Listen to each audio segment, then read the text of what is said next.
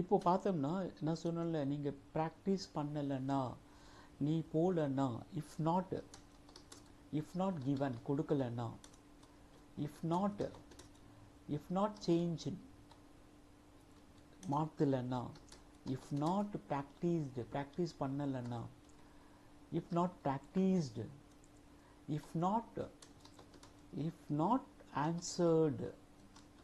Answer பண்ணலைன்னா, so very easy.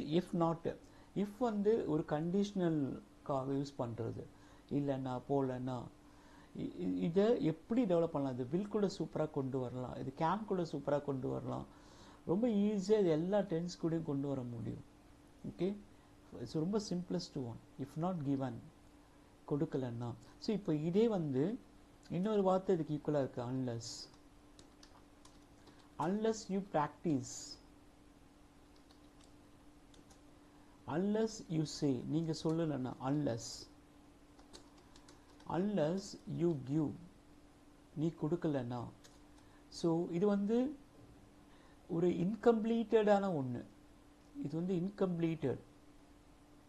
இது வந்து என்ன சொல்கிறது, ஒரு இதை முடிச்சுட்டு அப்படியே விட்டுற முடியாது. இதுக்கு ஒரு டெக்னிக்கல் டேர்மும் இருக்குது, நம்ம அதை அப்புறம் பார்க்கலாம். So unless you change,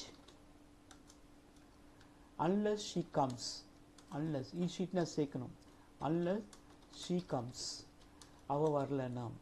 unless you come tomorrow, நாளைக்கு நீங்கள் வரலன்னா. unless you speak.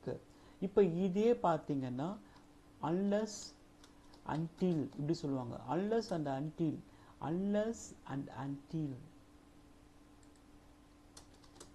unless and until you speak.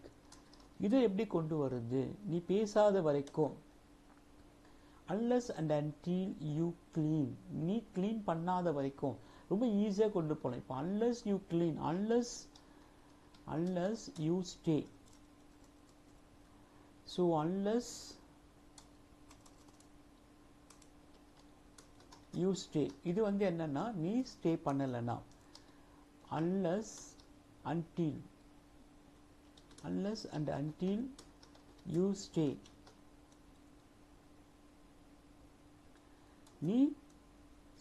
நீ தங்காத வரைக்கும், நீ கேட்காத வரைக்கும், எம்டி சொல்லாத வரைக்கும், நாம கணக்கு பார்க்காத வரைக்கும், நாம பேசாத வரைக்கும், அப்படியெல்லாம் சொல்லும்போது unless and until you as the MD, he will never ரொம்ப ஈஸியாக கொண்டு போகலாம். ரொம்ப ஈஸி. ஓகே, இதை இன்னும் பார்ப்போம்.